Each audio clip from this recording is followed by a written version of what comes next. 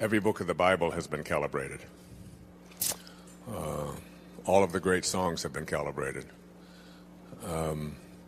The calibration goes like this. Over here to my left is a calibration of 0. And as far as I can go on this stage, let's say up to the speaker, represents 1,000. The energy level of 1,000 to here. All right? Now, anything that goes up to number 200 on this scale that I'm just arbitrarily giving to you, let's say 200 is right here, represents something called force.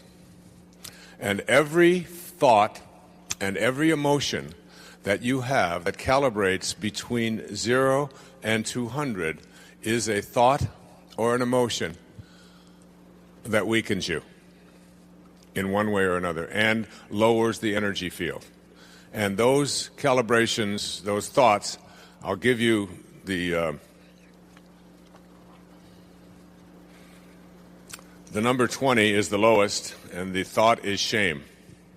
And this, by the way, is a 29-year study that was conducted over almost his entire professional lifetime. This is a medical doctor and a PhD researcher as well. At 30, we're moving up now. 30 is guilt, 50 is apathy, grief, fear, desire, anger, until we reach approximately 200. Now, every energy that is below 200 is an energy that when you have that thought, the thoughts of humiliation, of blame, of despair, of anxiety, of hatred, of scorn, any of these kinds of thoughts, these thoughts are in what he calls force. And whenever you use force as a way of communicating, a way of talking, a way of being, you create, the problem is that we create a counterforce. And that people who calibrate below 200 in their lives, and anyone can be calibrated at any time. Even photographs can be calibrated. The photograph on the cover of A Spiritual Solution to Every Problem calibrates around 580. And it was a picture that was taken in Assisi after just an astonishing miracle had happened in my life. You have to, it's almost like I said yesterday, you have to willingly suspend your disbelief. You have to do a somersault into the inconceivable and allow yourself to open up to the possibility that every thought that you have and every emotion that you have and every internal experience that you have has an impact not only on you, but as I'll demonstrate to you in a few moments, on everyone that you encounter in your life and everything that you encounter in your life and whatever energy field that you radiate to.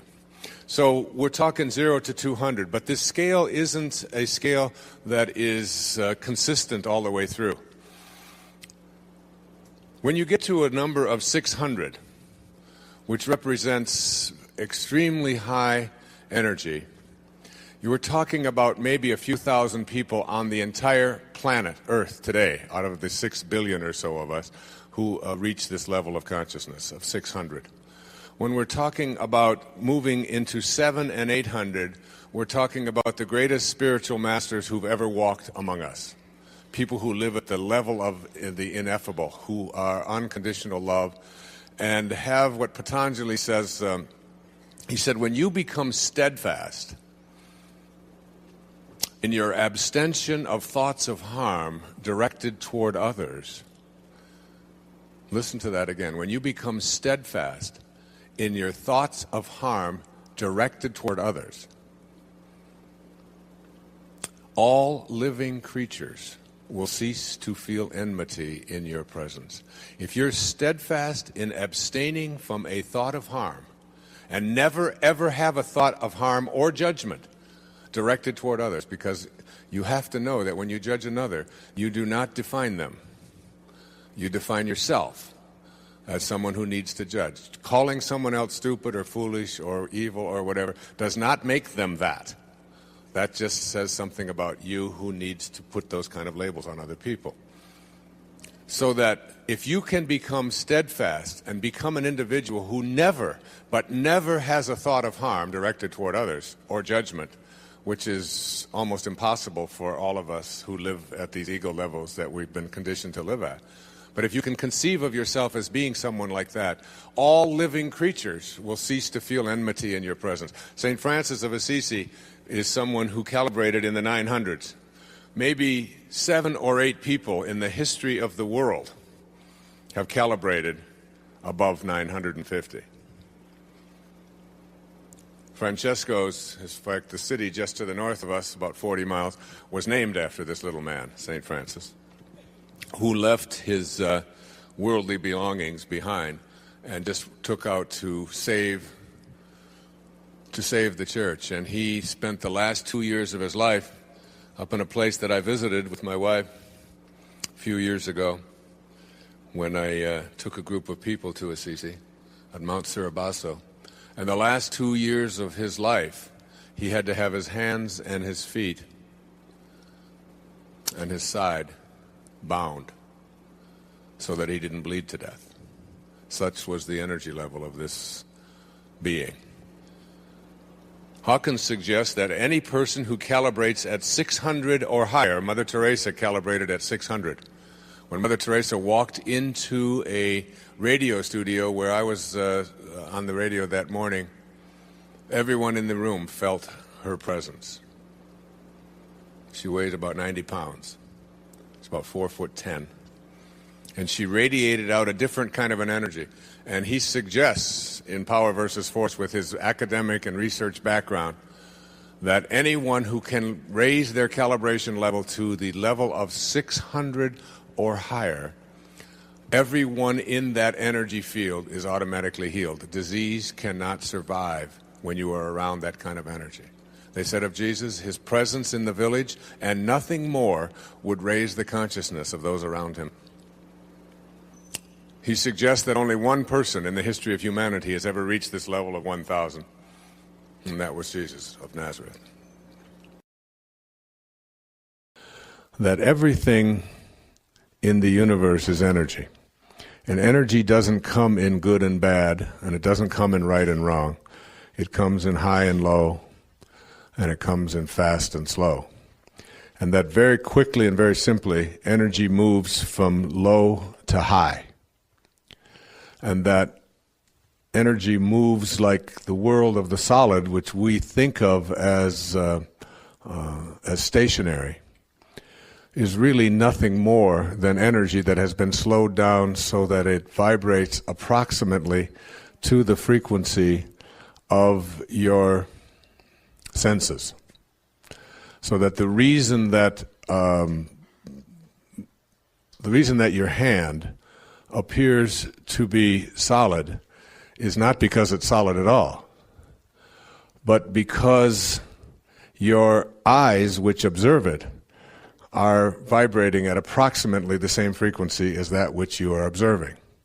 Because you know that if you take your hand and put it under a microscope and turn up the magnification, you're going to see a dance. And the more magnification you get, the more dance of particles that you get. First you'll get molecules, then you take a molecular microscope and you turn that up and you see inside the molecules there are atoms. You take an atomic microscope and you turn up the magnification, and inside the atoms of this thing called your hand there are electrons and neutrons and protons and so on. Then you turn up the magnification on the electron microscope and you find that there are subatomic particles, and then you turn up the magnification further on these quarks and you find out that they're tinier particles, and until you put them in a particle accelerator, these tiniest particles, and you ram them together at 250,000 miles an hour until they collide, and then you open up the particle accelerator and you look inside and you discover there are no particles,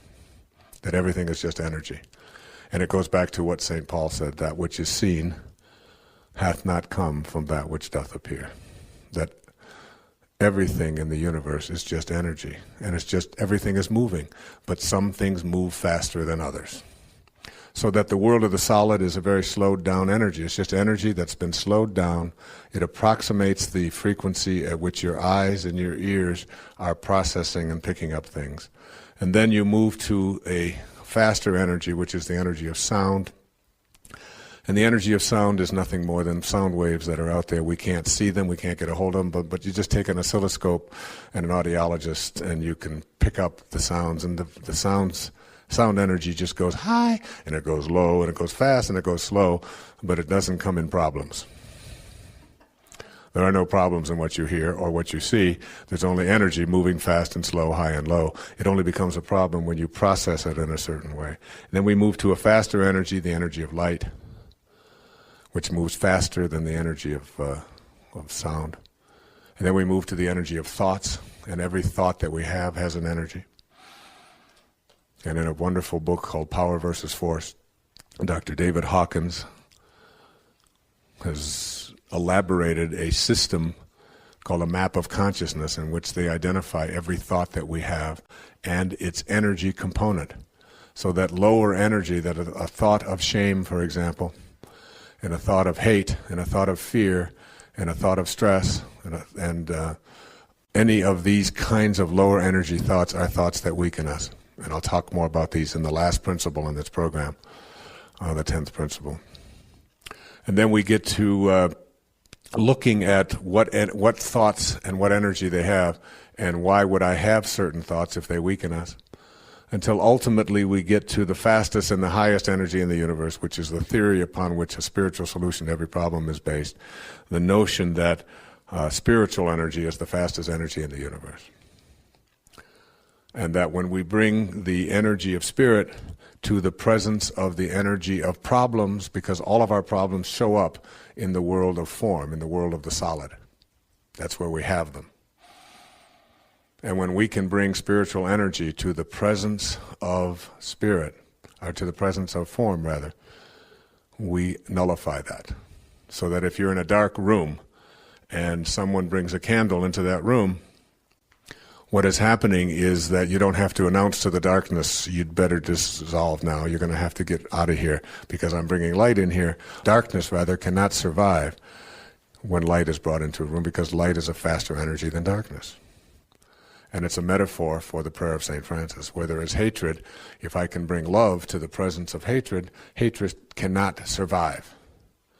And it was the message of the greatest spiritual teachers who ever walked among us, and all religious practices are based upon this idea of bringing higher and faster energy to the presence of lower and slower energy. And when we do that, we dissolve and nullify it and make it impossible for it to exist. So that if we can think and change around the energy of our thoughts, and in Power versus Force, Hawkins speaks about how to go about doing that in ways that I consider to be brilliant. You know, they say that when Christ would go into a village, just his presence in the village would raise the consciousness of those around him. Just his presence in the village. Just the presence of Mother Teresa in a room, this 4'10", reasoned little old lady who ministers to the poor in Calcutta and describes it as doing the work of Jesus in all of his distressing disguises. Seeing Jesus in all of his distressing disguises is how she described it. That kind of consciousness permeates out. And we can have that when we shift our attention away from what is wrong and the hatred in the world. I mean, I get asked that question over and over again, yes, but what about this, and yes, but what about that? I say, I send out loving energy to every person I see on the street. I don't care what they look like. It doesn't make any difference whether they're clerks or whether they're waiters or whether they're people who walk by and smell bad or whatever. I look at them and I see the unfolding of God in every one of them. That is my challenge. To be able to do that and send it. And when you do, you impact not just that person and yourself, but the whole consciousness of the world. Every single one of these are something that I know you've used, or if you haven't, you're living with someone who does. So here are the top 18. First one, if I want to change, it's going to be difficult. Change is difficult. It's a meme. Whether it's true or not, we're going to examine a little bit later. It's going to be risky. In other words, if I were to do this and try this, whatever it might be, make these changes, It's going to involve risk. It's a meme. It's a mind virus. It's going to take a long time. You know, it's taken me 40 years to become this way, and I've been living this way, so it's going to take me another 40 years. Well, you don't have 40 years. You know? But nevertheless, it's going to take a long time. If I were to do and live the kind of life that I would like to live, there's going to be family drama. There's going to be people out there, aunts and uncles and in-laws and people. They're going to, you know, if I wanted to move to Montana or if I wanted to take up a new career, there's going to be huge family drama. Total meme. Whether it's true, mostly unlikely, unless you decide that that's what you want your life to be. I don't deserve it. A meme. How could there be anything out there in this world that you don't deserve? You are a piece of God. How could the source, how could God create something, anyone that isn't deserving of all of the abundance and all of the prosperity and all of the love that comes from the source? It's not my nature. Your nature is a meme. The idea that this, you know, that you're shy because you can't do anything about that. It's not my nature. I can't afford it. This is one of my all-time favorites, and I'll deal with it a little bit later in the program. The idea that you can't afford to do something is one of the largest mind viruses that have been placed upon you, and it's something that I would urge you to never say again, that you can't afford to do something. Do not ever allow money to be a reason why you don't fulfill your dharma, your destiny, and what you're here to do. And I can tell you, coming from the background that I came from, living in foster homes, living on the east side of Detroit and working my way through everything that I've had, that I've never, ever, ever thought that I couldn't afford to do anything, including go to the university and pay my own way and whatever. Are you listening, my children out there? No one will help me. How many times you've heard people say, I'd like to do that, but there's no help out there. I just can't, nobody's out there. There's 6 billion people on the planet. They're all waiting to help somebody. Almost all of them want to help you with what it is that you want to do, unless you carry around this mind virus that says, I'm all alone and I can't do anything about it. It's just a meme. It's never happened before. So because something has never happened before is exactly the perfect reason why it'll probably happen the next time, unless you have that mind virus. I'm not strong enough. You know, I'm too weak to do what I would really like to be able to do. It's a meme. I'm not smart enough. You're all geniuses. Every single one of you. You're all genius. You've just let yourself become de-geniused by life. You know, I have a son-in-law, his name is Joe. He didn't go to college, but he came over and put a wood floor in our house that is so beautiful. He spent several weeks on it, getting down on his hands and knees, measuring everything, and he walks on it. If I had to do that wooden floor myself, it would never have gotten done, because he can do that, and there's other things that I can do. He wouldn't want to be up here giving this talk. Maybe he would. But everybody has within them a genius and should never tell themselves, I'm not smart enough. And it's something you would never, ever want to convey to your kids. The rules won't let me. So that the rules ought not to be reasons why you do or don't do anything. One of my great teachers, Henry David Thoreau, reminded us about the importance, not the importance, the necessity of civil disobedience. That all these rules that we have, you know, when my mom, my beautiful mom, was born in 1916, she was 4 years old before women even got to vote in America. And the women, I mean, half the population of our country was not involved in any decision making in the first almost 200 years of our history. How absurd that is when we think about it now. And how did that change? Because people said, the hell with those rules.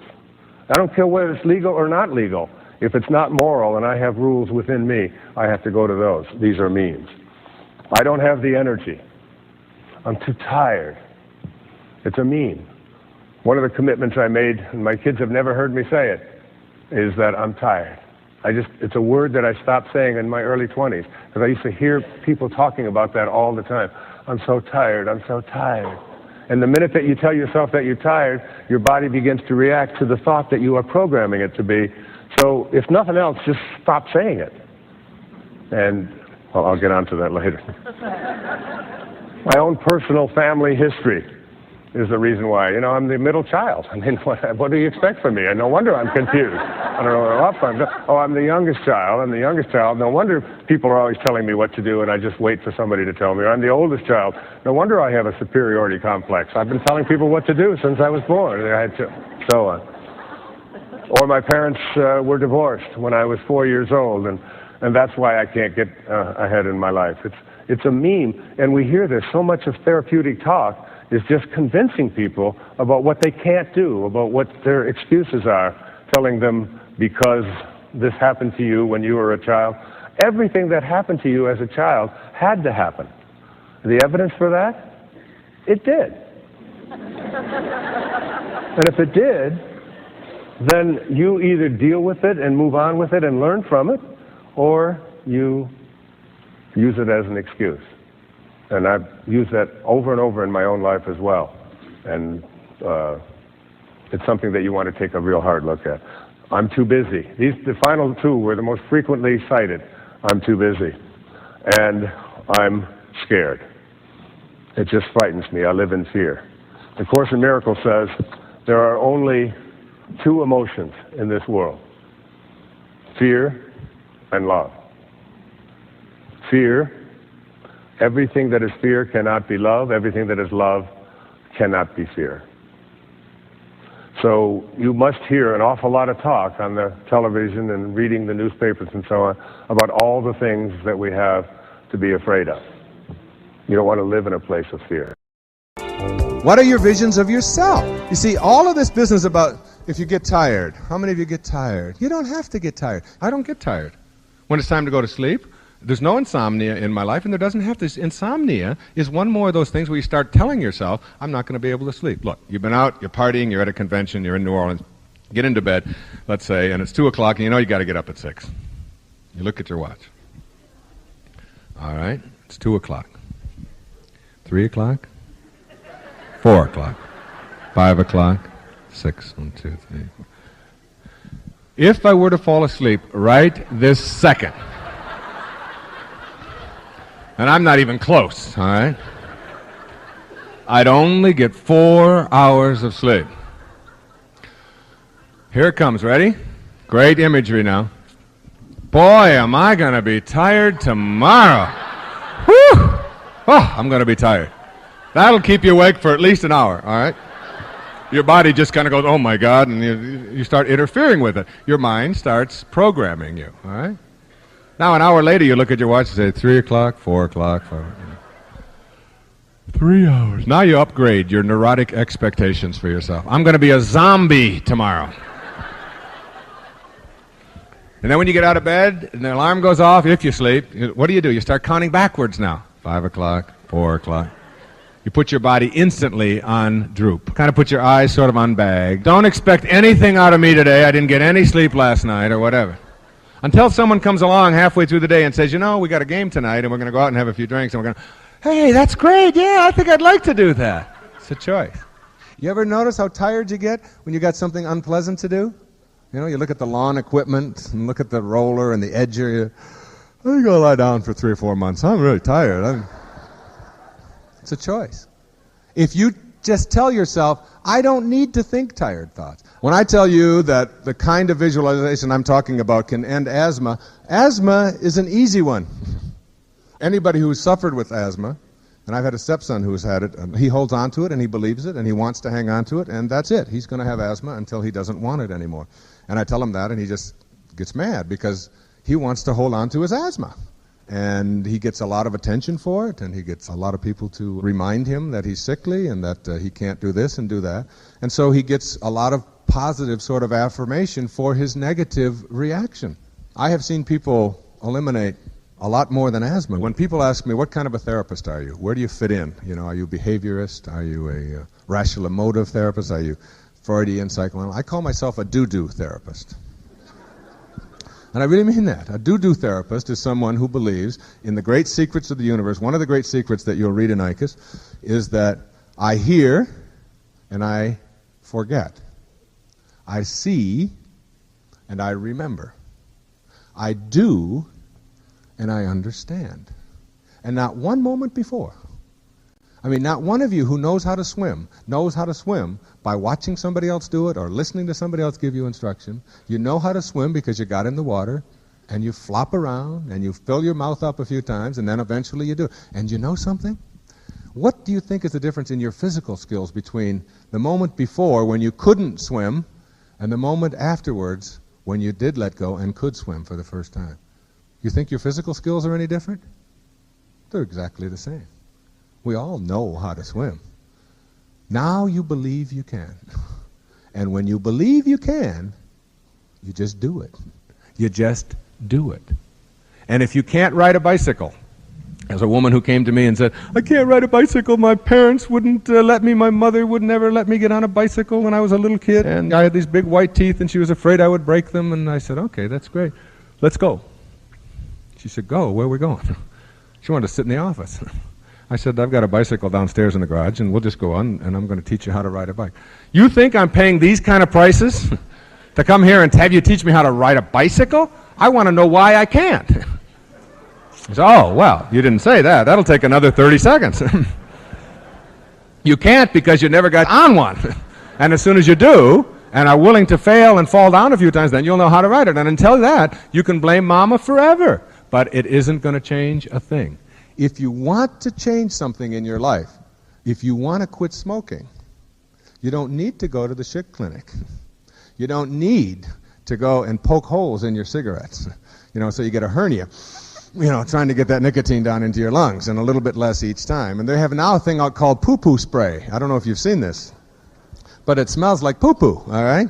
And you spray it on your fingers so that every time you go, oh, I don't want, no, I won't be having any of those today, no. Now, you don't have to do that. What you do is, the first thing you do is you see yourself as an ex-smoker. You just see that. You visualize yourself there, and you take credit for having such a wonderful picture of yourself. You do that first. And then the second thing you do is you tell yourself how easy this is going to be. This isn't hard. There's nothing difficult about quitting smoking. You just do it. You just don't put cigarettes in your mouth one day at a time. That's what you do. And you don't tell yourself, I'm going to want them, I'm going to get fat, and all of these kind of, you don't do that. You stop the blame, and you do it. You want to lose weight. You see yourself looking the way you want to look, instead of going on a diet. Everybody I know on a diet is fat.